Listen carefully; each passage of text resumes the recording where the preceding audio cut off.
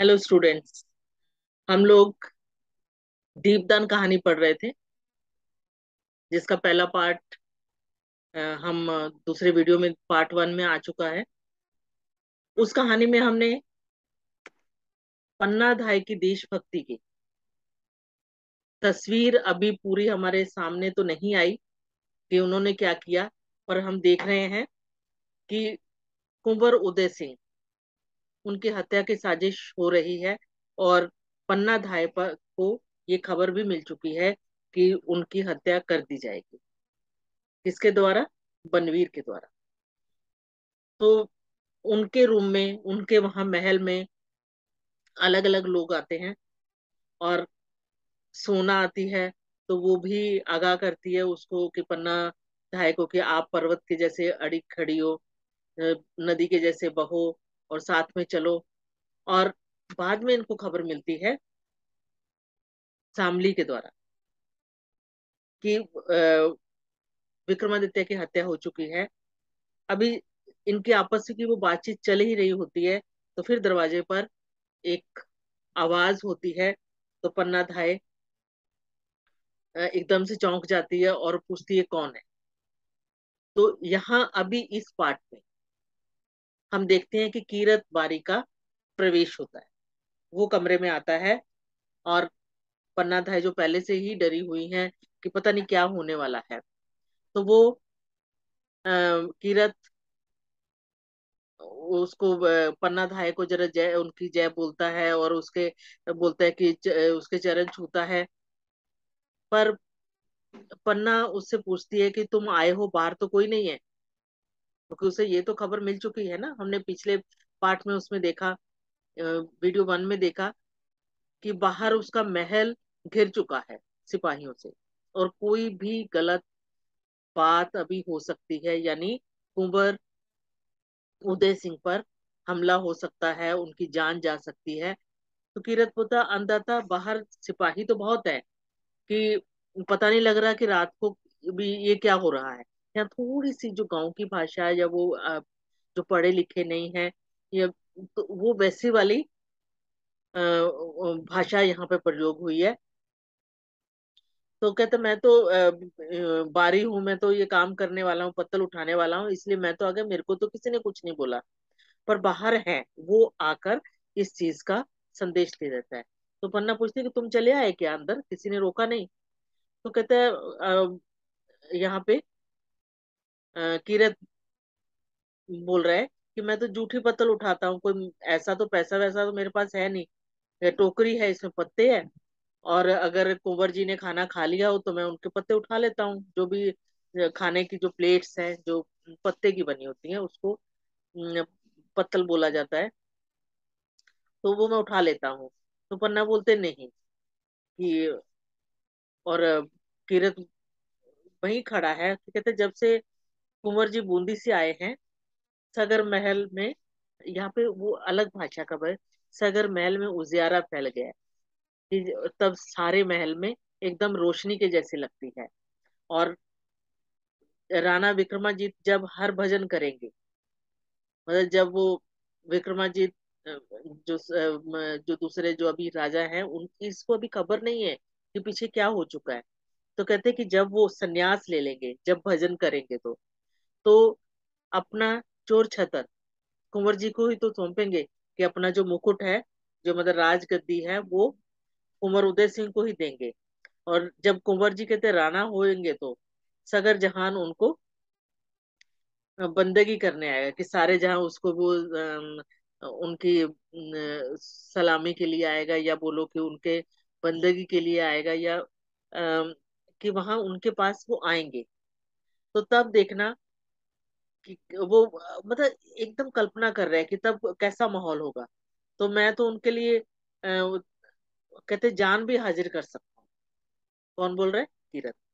वो इतने मतलब खुश हैं कि कुंवर जब राजा बनेंगे तो कैसा माहौल होगा, सब जगह बहुत अच्छा लगेगा। तो पन्ना बोलते हैं हाँ, मैं सोचे थे, क्योंकि वो उसको पता है पन्ना धाय को कि अभी क्या होने वाला है। तो वो सोच रही है, वो फिर वो शामली से बोलती है कि तुम बाहर जाकर देखो कि सिपाही कहाँ खड़े हैं और कितने सिपाही। शामली बोलती है अच्छा है। और कि मैं देख के आती हूँ, और वहां से वो चली जाती है। तो पन्ना अभी उसके दिमाग में और आया, क्योंकि उसने बोला ना कि मैं तो जान भी देने को हाजिर हूँ। तो पन्ना बोलती है, किरत तुम कुंवर जी को बहुत प्यार करते हो, तो उससे वो जानने की कोशिश करती है।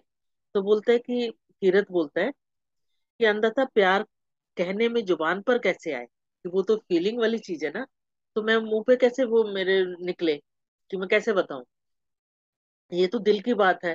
कहती जब मौका आएगा तो तब देख लेना, कि उनके लिए तो जान भी हाजिर है। तो पन्ना बोलती जान तक हाजिर कर सकते हो, क्योंकि उसके दिमाग में पन्ना था कि कुछ और चल रहा है। तो किरत बोलता है कि ऐसी बातों में तीन तरबच्चा नहीं हराते, धैमा मौके पर ही देखा है कि यहाँ पे उस टाइम आर्गुमेंट नहीं अभी करते, कि जब मौके पे ही देखा जाता है कि क्या हम कर सकते हैं। तो पन्ना बोलती कि अभी मौका आ गया है किरत। तो पूछता है किरत की कैसा मौका, कहते कुंवर जी को बचाना है। तो कीरत को थोड़ी हैरानगी होती है। तो कहते किसके सिर पर भैरू बाबा की आंख चढ़ी है, किसके ऊपर काल मंडरा रहा है, किसकी मौत आई है, कि जो कुंवर जी का बाल भी बांका कर सके, कि उनको नुकसान पहुंचा सके। और कीरत के रहते, तो बोलता धाई माँ ये आप मजाक तो नहीं कर रही हो। तो पन्ना बोलती नहीं कीरत, हंसी का समय नहीं है, कुंवर जी के जो प्राण है, जो जान है, उनकी मुश्किल में है। तो कीरत कहता कौन है जिसने सूरज पे धूल उछाली है, कि सूरज पे जिसने मिट्टी डाली है, या एक ऐसी कौन सी, कौन है ऐसा कि उसकी रोशनी उसकी खत्म करने की बात कही है। तो पन्ना सीधा नाम लेती है कि बनवीर है। तो फिर किरत को हैरानगी होती कि वो तो महाराणा विक्रमाजीत के दरबार में एकदम गुलामों के जैसे बिहेव करता है, जैसे बंदर कहते नाचता है, वो उनके कहने पे करता रहता है, तो अभी उसको कैसे ऐसे बात सूझी है। तो पन्ना बोलती है कि बहुत अभी समय नहीं है, कि बचा सकते हो क्या। तो किरत बोलता है कि मैं तलवार ले आऊं। तो कहती तलवार लाने का भी समय नहीं है, और लड़ने से तो कुछ होने नहीं वाला, पर एक कोई ऐसा आइडिया निकालना पड़ेगा, तरकीब सोचनी पड़ेगी, तरीका सोचना पड़ेगा कि कैसे कर सकते हैं। तो किरत बोलता है कि हुक्म करो कि क्या करना है। तो पन्ना बोलती है कि तुलजा भवानी ने मेरे मन में वो आइडियाज ला दिए हैं।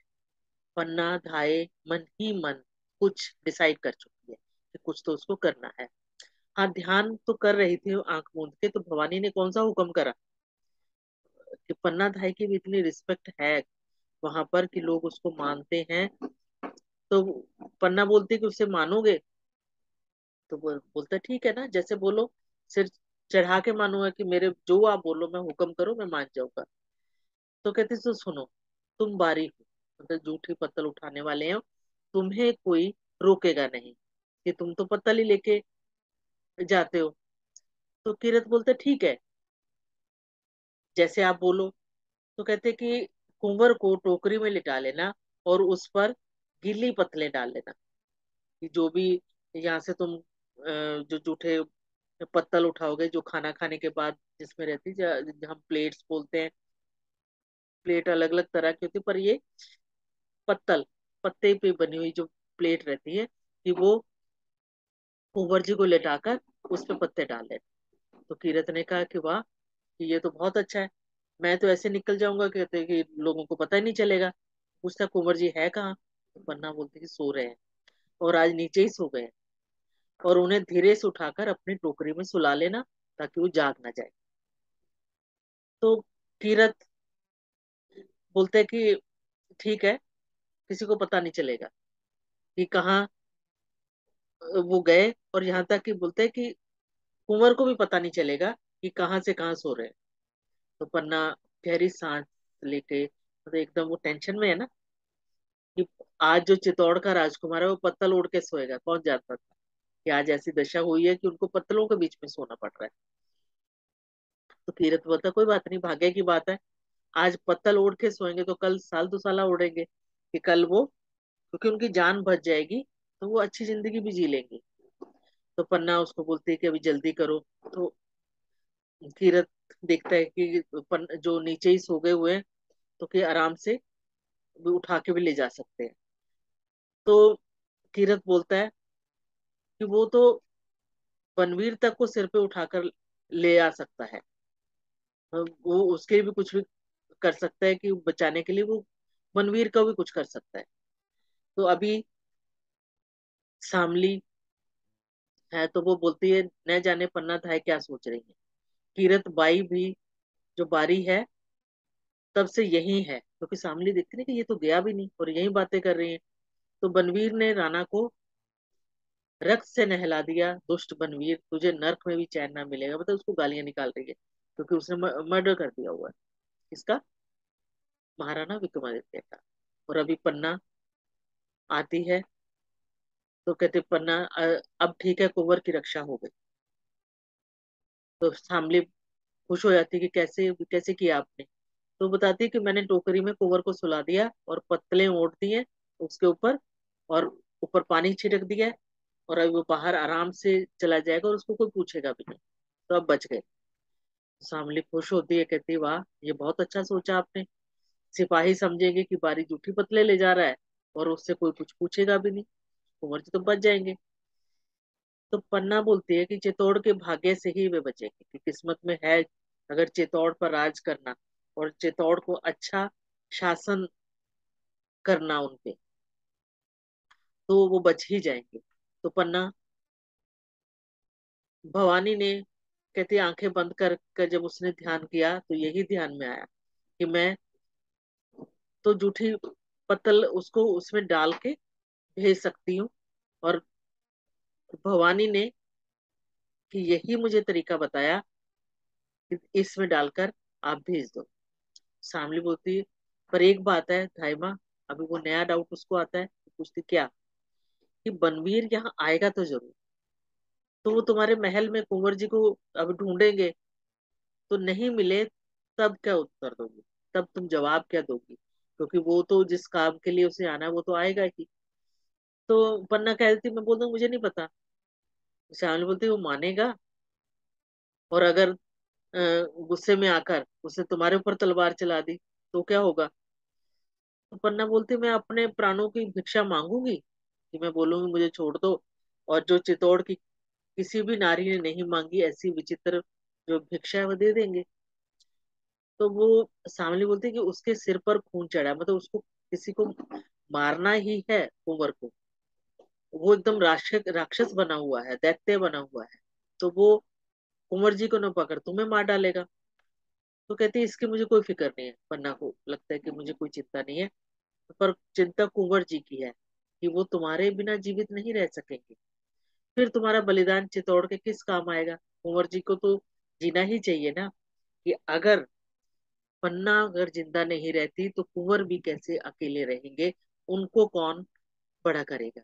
श्यामली ने अभी ये डाउट ये अ, अपने बताया कि अभी क्या करें।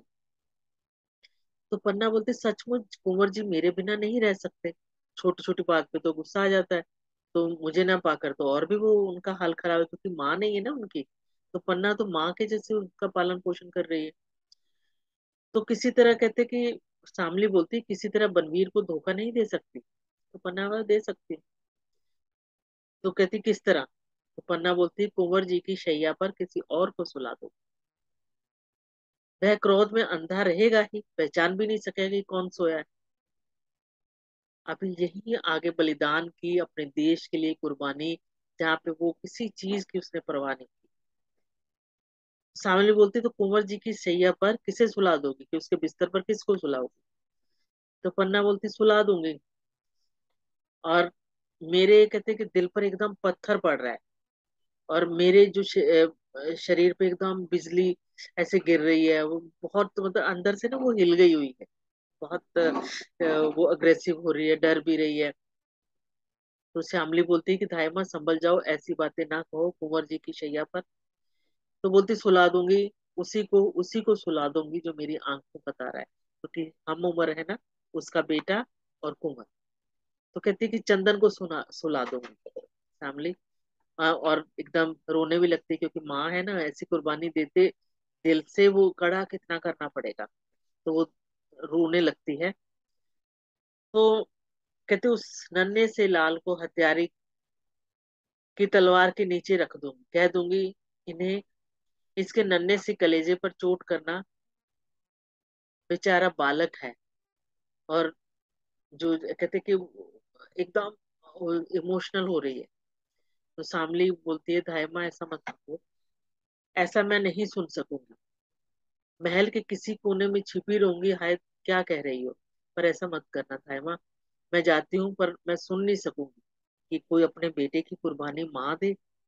तो वो तो सुनने के लिए भी तैयार नहीं है। और धन्य है पन्ना कि वो अपने बेटे की कुर्बानी देने के लिए अपने आप को तैयार करती है। तो बोलती है पन्ना कि चली गई, कहती है ऐसा सुन नहीं सकूं, पर कहती मुझे तो करना है ना। जो श्यामली सुन नहीं सकेगी, तो भवानी मेरे हृदय को कैसा कर दिया कि मैं कैसे कुर्बानी दूंगी वो। कि मैं, मुझे कहती इतनी शक्ति दो कि मैं अपने जो राजवंश है, जो अब कुंवर है, इस देश का जो राजा बनने वाला है, मैं उसके रक्षा कर सकूं, और चाहे अपने खून की मुझे बलिदानी देनी पड़े। तो वो राजपूतनी है। तो वो ये मतलब उसने प्रण ले लिया है कि वो ऐसा ही करेगी। और कहती कि मैं चित्तौड़ की सच्ची नारी बनूंगी, खींची राजपूतनी अपने रक्त से मंगल तिलक करे। फिर पीछे से आवाज आती है चंदन की, जो माँ माँ करके अंदर की तरफ आ रहा है। तो चंदन देखता है, देखो कहता है माँ मेरे चोट लग गई और ये खून निकल रहा है। तो पन्ना कहाँ खून निकल रहा है वो देखती है। तो बोलती कि लाओ इस पे कुछ बांध दो, और साड़ी का एक टुकड़ा फाड़ती है और उसमें बांध देती है। तो उससे पूछती है चोट कैसे लगी। तो बोलते ही जैसे ही खाना खा के उठा, तो सज्जा ने कहा कि महल चारों तरफ, जो महल के चारों तरफ सिपाही इकट्ठे हो रहे हैं, और देखने के लिए ऊपर के झरोखे में चढ़ गया। और अंधेरे में कुछ दिखा नहीं। जैसे ही नीचे कूदा, तो टूटा हुआ शीशा अंगूठे में चुभ गया। तो कोई बात नहीं माँ, खून ही निकला है ना। पर ये सिपाही क्यों इकट्ठे हो रहे हैं, अभी बच्चा देख के आया है, तो उसे भी लग रहा है कि ऐसा क्यों हो रहा है। तो पन्ना बोली आज नाच रंग का दिन है ना, कि वो जो सुबह चल रहा था उसे देखने के लिए आए होंगे, या फिर सोना ने उन्हें बुलाया होगा, वह नीचे नाच रही होगी। तो चंदन बोलता है माँ सोना अच्छी लड़की नहीं है। कल वो उसको वो नृत्य उसका याद है। तो कि वो बोलती है कि कल से मैं कल कहता कहूंगा कि कुंवर को अपना नाचना दिखाया करे, कि उनका मन वो दूसरे कामों में फिर नहीं लगता। तो पन्ना बोलती मैं भी समझा दूंगी चंदन। तो कुंवर कहाँ है वो पूछते हैं चंदन। तो आज भी भोजन भी नहीं किया। तो पन्ना बोलती है कि वो पहले ही सो गए, और सोने दो। तो कुंवर जी को ज्यादा नींद क्यों आती, मतलब आपस में वो बच्चा माँ से क्वेश्चन पूछ रहा है, प्रश्न पूछ रहा है। तो कहते कि बुरा मानकर कहीं सो रहे होंगे। वो बताती नहीं कि अपने बेटे को अभी किस प्रकार बता सकती है, नहीं बताती वो उसे कुछ भी। तो चंदन बोलता है सोना ने ही उन्हें बुरा मानना सिखला दिया, कि गुस्सा करना सोना ने सिखाया। नहीं तो जो कुंवर है वो पहले कभी भी बुरा नहीं मानते थे, साथ खेलते थे, खाते भी थे। तो अभी पन्ना बोलती चलो चंदन मैं तुम्हें जी भर के खिला दूं, क्योंकि पन्ना को पता है कि आज वो कौन सी कुर्बानी देने जा रही है। तो चंदन बोलता अब कुंवर जी के साथ कल खाना खाऊंगा। कल हम दोनों साथ बैठेंगे, तुम भी हमें डाल डाल के खाना देना, परोस के देना, कल खूब खाऊंगा, माँ कुंवर से भी ज्यादा। कहते हैं मैं चंदन से ज्यादा खाता हूँ, अब कल से यह कहना भूल जाएंगे, और हंसता है। तो पर पन्ना के दिल पे क्या गुजर रही है, हम साथ साथ वो भी देख रहे हैं। तो कहते माँ कहती ठीक है। तो चंदन बोलते हैं कि तुम अच्छी से क्यों नहीं बोलती, और तुम्हारी आंखों में पानी क्यों आ रहा है। तो पन्ना बोलता हाँ चंदन, कहाँ चंदन, पानी कहाँ, वो तुम्हारे अंगूठे से रक्त की धारा बहे। अभी वो बहाना बना रही है। कहते कि तुम्हारी चोट लगे और क्या मेरे आंख से पानी भी नहीं निकलेगा। तो चंदन बोलता है कि माँ तुम तो बातें करने में बड़ी अच्छी हो, अब मैं बड़ा होकर बहुत सी जगीरें जीतूंगा, कि मैं युद्ध करूंगा और बहुत सारा ऐसे जगीरें, यानी कि धन दौलत इकट्ठा करूंगा, फिर तुम्हारे लिए मंदिर बनवाऊंगा, और देवी के स्थान पर तुमको बिठाऊंगा और पूजा करूंगा। तो कहते पूजा करने दोगी ना। तो पन्ना बोलती तुझसे मुझे ऐसी ही आशा है कि हाँ तुम ऐसा करोगे। तो चंदन कहता है कि यह मत समझना माँ कि मैं जगीरे नहीं जी सकता, उस जंगली खरगोश की तरह तेजी से दौड़ता हूँ, और मतलब खूब मैं, मतलब ऐसी चीजों की प्रैक्टिस कर रहा हूँ। तो पन्ना बोलती कि अब बहुत बात ना करो कि रात भी हो रही है, और सो जाओ। और फिर कुछ आवाज होती है। तो चंदन कहता है, माँ देखो उस दरवाजे में कौन झांक रहा है। तो पन्ना बोलती, किरत बाई होगा, बारी होगा, तुम्हारा भोजन उठाने आया आपका, मैं देखती हूँ। तो चंदन बोलती, कोई और हो तो अपनी तलवार लाऊं। मतलब वो बच्चा भी इतना बहादुर है, ये कहता है कि अपनी तलवार लेके आऊं अगर कोई और आया तो। कहती, पन्ना बोलती, कोई नहीं है, और महल में किसका डर, तुम सो जाओ जाके। तो चंदन बोलता, कहाँ सो, सज्जा तो अभी रसोई में होगी, मतलब जो उसकी देखभाल करने वाली, और मेरी शैया ठीक ना की होगी। तो पन्ना बोलती कि ठीक है, तुम जाकर कुंवर जी की शैया पर सो जाओ, जो कुंवर का बिस्तर है आज उस पर सो जाओ, और जब बिस्तर ठीक हो जाएगा तुम्हें मैं उस पर लिटा दूंगी।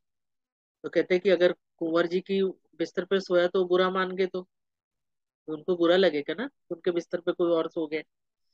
तो पन्ना बोलते कि नहीं, मैं कुंवर जी को समझा दूंगी, तुम्हारे लेटने से कुंवर जी की शैया मैली तो ना हो जाएगी।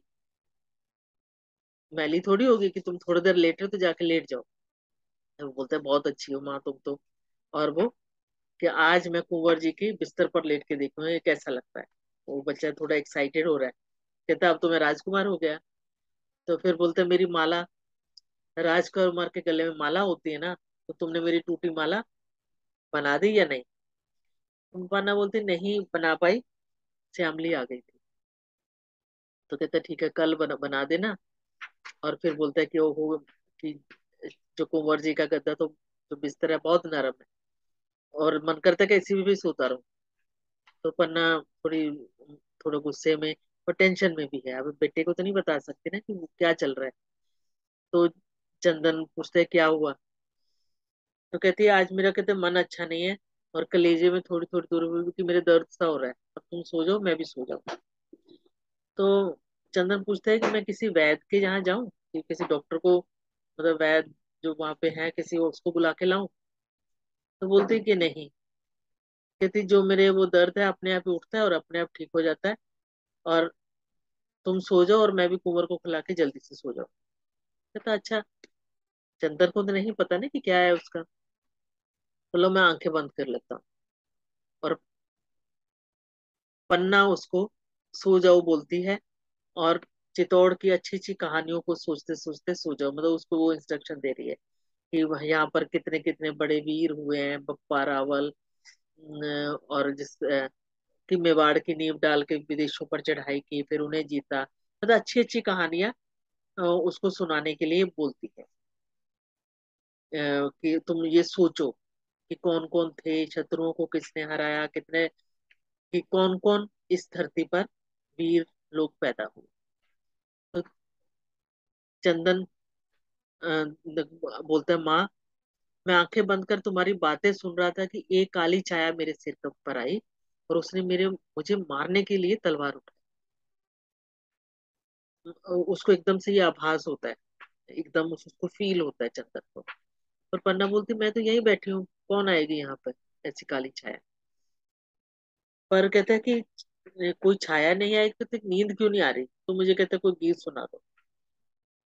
तो पन्ना उसको गीत सुनाती है। उड़ जा रे पंखेरुआ सांझ पड़ी, चार पहर पाटड़ी जो हुई, मेड़िया खड़ी है खड़ी, उड़ जा रे पंखेरुआ सांझ पड़ी, डब डब भरया नैन द्रिगड़ा, लग गई लग रही झड़ी या झड़ी, उड़ जा रे पंखेरुआ सांझ पड़ी, तेरी फिक्र हूँ भई दीवानी, मुश्किल घड़ी है घड़ी उड़ जाए। मतलब धीरे धीरे वो ये गीत खत्म करती है, और फिर आवाज देती चंदन। जब वो अभी उसने आवाज नहीं दी तो इसका मतलब सो गया है। और पन्ना एकदम से सोचो ना माँ का दिल क्या बोल रहा है। और वो बोलती है कि मेरा लाल सो गया, मैंने अपने लाल को ऐसी निद्रा सुला दिया, मतलब अपने मन में वो कितनी दुखी होकर बोल रही है कि अभी ये नहीं उठेगा। वो पन्ना तूने अपने खुले बच्चे के साथ कपट किया है, उसको धोखा दे रही है। और इस बिस्तर पर जो जिसपे ये कुंवर सोने थे, और वहां आके मार भी सकता था, कि तूने अपने ही बच्चे को मार दिया। यहाँ पे अगर सुला रही है तो उसकी हत्या ही हो गई। और संसार में तेरा भी जन्म होने को था, कि मतलब बहुत दुखी होकर अलग अलग वो बातें वो सोच रही है और अब बहुत दुखी है और फिर रोती भी है।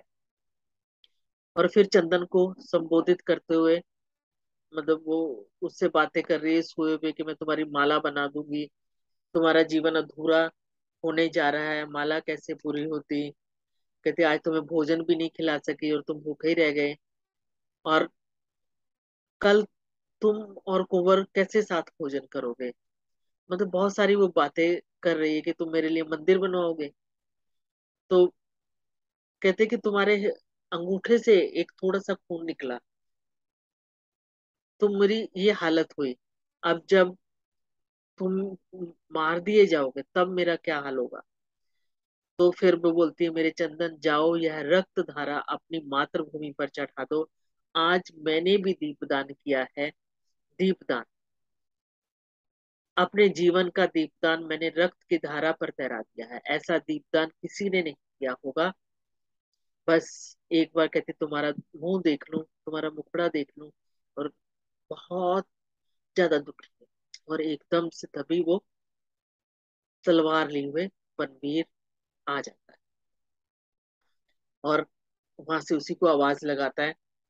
तो पन्ना बोलती है महावीर बनवीर। तो बनवीर बोलते सारे राजपुताने में एक ही धाई माँ है पन्ना, सबसे अच्छी। मैं ऐसी धाई माँ को प्रणाम करने आया हूँ। है धाई माँ की आंखों में आंसू। तो पन्ना बोलती नहीं, आंसू नहीं है, आज मेरे कुंवर बिना भोजन किए ही सो गए। तो बनवीर बोलता आज के दिन भोजन नहीं किया, आज तो फेस्टिवल था, उत्सव था, त्योहार था, तो मेरे महल में 300 सामंतों ने भोजन किया। आज कीरत बारी की टोकरी देखी, भोजन उठाते उठाते वह जिंदगी भर के लिए थक गया होगा, क्योंकि कीरत बारी को उसने भी देखा। तो कहाँ है कुंवर उदय सिंह, मैं उन्हें अपने हाथ से भोजन करा दूं। तो वो बोलती कि कुंवर तो सो गए हैं, वो किसी के हाथ से भोजन नहीं करते, मैं ही खिलाती हूँ। कहती धाय माँ होना पन्ना, आज तुमने सोना का नाच नहीं देखा, वो कितना अच्छा नाचती है। तो उसको बातों में लगा रहा है। और मैंने कह दिया था कि कुंवर सिंह को और धाय माँ को अपना नाच दिखला दे। तो पन्ना बोलती आई थी, शायद तुम्ही ने भेजा था, पर कुंवर जी का जी अच्छा नहीं था, मन अच्छा नहीं था, इसलिए मैं गई नहीं और ना उसको भेजा। जी अच्छा नहीं था। तो फिर कहते कि आज का दीपदान तुमने नहीं देखा। तो बोलते कि मेरे लिए दीपदान देखने की बात नहीं है, करने की बात। तो ठीक है। धाय माँ तो मंगल कामनाओं की देवी है, वो उसको थोड़ा सा वो पुश कर रहा है, कि बात करके थोड़ा पैम्पर कर रहा है, कि उसकी थोड़ी बड़ाई कर रहा है कि तुम दीपदान करके चित्तौड़ का कल्याण करोगी। और फिर बोलते हैं कि मैं तुम्हें एक जागीर देना चाहता हूँ, तो और तुलजा भवानी का मंदिर बनाऊंगा कि वहां पे तुम्हें लोग इतनी श्रद्धा से देखेंगे कि तुलजा भवानी में और तुम में कोई अंतर नहीं दिखेगा, मतलब एक जैसी तुम्हारी मूर्त होगी। कहते और तुम उसी मंदिर में रहोगे, लोग तुम्हारी पूजा करेंगे। तो पन्ना बोलती बनवीर, मतलब एकदम चीख के, उसको गुस्सा भी आ रहा होता है। महाराज, बनवीर नहीं कहा, मेरे कहने भर से तुम देवी हो गई। महाराज बनवीर को बनवीर कहने लगी। तो कहते कि अब तुम्हें मोह ममता से दूर रहना होगा और कुंवर मुझे दे दो, और यह तलवार भी मैं तुम्हें दूंगा।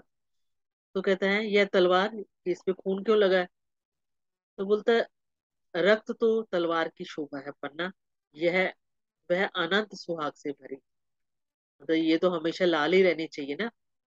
तो इसके सिंदूर की रेखा है, जो रक्त है, बिना रक्त के तलवार भी कभी तलवार नहीं कहला सकती।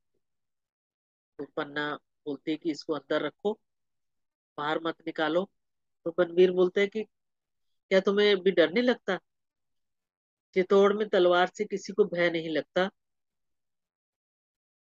धाय माँ होने पर तुम में इतनी ममता भर गई कि तलवार नहीं देख सकती। और पन्ना तलवारें आसानी से म्यान के अंदर नहीं जाती, मतलब उसके कवर में आसानी से नहीं डाली जा सकती। जब म्यान में राजश्री भर जाती है तो तलवार बाहर निकल आती है, जब उसको राज्य चाहिए होता है तो फिर वो बाहर आती है। तो पन्ना बोलती कि अभी आधी रात हो गई है, तुम जाकर सो जाओ। तो बनवीर बोलता है विश्राम मैं करूं। जिसे राज्य लक्ष्मी पाने के लिए दूर तक कोई यात्रा करनी है, और अपने साथ मुझे उदय सिंह को भी लेके जाना है। वरना समझ तो जाती है, वो बोलती है ऐसा नहीं होगा। तो बनवीर पूछता है जागीर नहीं चाहती, मतलब उससे क्वेश्चन पूछता है, लालच दे रहा है कि मैं तुम्हें ये दूंगा वो दूंगा कि उदय सिंह को सौंप दे। तो पन्ना मना कर देती है। तो उदय सिंह के बदले कहती हुई तुम्हें क्या चाहिए। तो पन्ना बोलती है कि राजपूतनी व्यापार नहीं करती, महाराज वह या तो रणभूमि पर चढ़ती है या चिता पर, ये मर जाती है या फिर वो युद्ध करती है। तो बनवीर बोलता है दोनों में से कि तुम किसी पर भी तुम नहीं चढ़ सकोगी, तुम्हारा महल सैनिकों से घिरा हुआ है। कि वो पूरी तैयारी के साथ आया ना, कि उसको बाहर नहीं निकलने दिया जा सकता। तो पन्ना बोलती है सैनिकों को किसने आज्ञा दी, महाराज विक्रमादित्य। तो बनवीर भी बोलता है कि वे अभी संसार में नहीं है, मतलब वो मर चुके हैं। और कहते उन्होंने रक्त की नदी पार कर ली है, कि उनको मार दिया गया है और इसी का खून मेरी तलवार पर है। तो पन्ना बोलती है ओह बनवीर, तुम भी हत्यारे हो। तो बनवीर बोलता है महाराणा बनवीर को हत्यारा बनवीर नहीं कह सकती पन्ना। अभी जिसको अगर मुझे ऐसा कुछ बोला गया तो उसकी जुबान काट दी जाएगी, यानी कि उसको भी मार दिया जाएगा। वरना बोलती लो मेरी जीभ काट लो और चले जाओ यहाँ से। महाराणा विक्रमादित्य मतलब वो कुछ बात कहना चाहती है। तो बनवीर को गुस्सा आता है, वो बोलता है कि बार बार उनका नाम क्यों ले रहे हो, वो तो प्रेत महात्मा हो चुके हैं। तो उनको छोड़ो, मेरा मुझे जय जयकार करो, मेरी मेरी आप अभी महाराणा बोलो महाराजा बोलो भी, मुझे मानो। तो पन्ना बोलती धिकार है पनवीर बनवीर, तुम्हारी माँ ने जन्म देते ही तुम्हें क्यों नहीं मार डाला कि तुम इतने ऐसे निकलोगे खराब। तो बनवीर भी उसको चुप करवाने की कोशिश करता है। तो कहते कि एक बच्चे पालने वाली, ये लोरियां सुनाने वाली एक साधारण दासी महाराणा से बात करती है, कहाँ है उदय से। तो पन्ना बोलती उसको नहीं छू सकता, और तू महाराणा विक्रमादित्य की हत्या के बाद तू उनको भी मारने के लिए आ रहा है क्या, तो उसको नहीं देख सकता। तो बनवीर बोलता मैं नहीं देखूंगा, मेरी तलवार देखे। और ये इस पे पहले ही खून लगा हुआ है, अब वो उदय सिंह के रक्त से धोई जाएगी, कि एक तो मार के आया हूँ, पर अभी तलवार धोने के लिए मुझे उदय सिंह का ब्लड चाहिए। तो पन्ना उसको बहुत बुरा भला भी कहती है, और कहती है कि अ, अभी तुम क्या उसको भी मारोगे। तो कहते फिर उसको छोड़ने के लिए बोलती कहती कि छोड़ दो, कि मैं उसे लेकर सन्यासिनी हो जाऊंगी, कि मैं यहाँ से चली जाऊंगी, और तुम्हारे जो माथे पर मुकुट रहेगा, पर कुंवर को मेरे पास रहने दो, उसको जिंदा रहने दो। तो वो उससे उसके प्राणों की भीख मांगती है, पर वो नहीं मानता। और बनवीर दूर हट दासी यह नाटक बहुत देख चुका। उदय सिंह की हत्या तो मेरे राज सिंहासन की सीढ़ी है, कि उसको तो मारना जरूरी है, अगर उसको नहीं मारता तो मैं सिंहासन पर कैसे बैठूंगा, और जब तक वो जीवित है तब तक सिंहासन मेरा नहीं हो सकता। तो बनवीर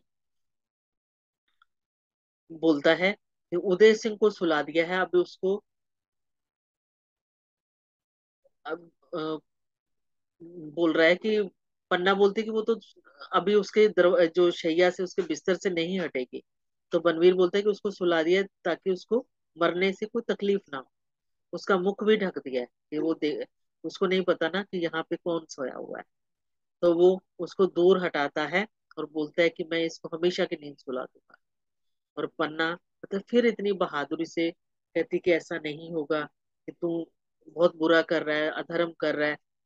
तो और उस पर आक्रमण कर देती है। उसकी चोट बनवीर की ढाल पर सुनती है, मतलब उसे तलवार से पन्ना ने उस पर आक्रमण किया। और बनवीर खूब हंसता है, कहते दासी क्षत्राणी, और मेरे ऊपर वार कर रही है, और यह कटार मेरे हाथ में है, अब किससे वार करेगी।